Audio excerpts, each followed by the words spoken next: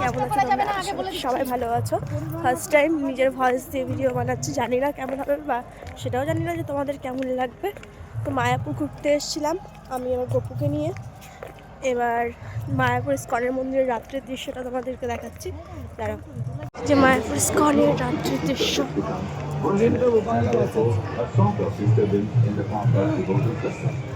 মায়াপুরে এখন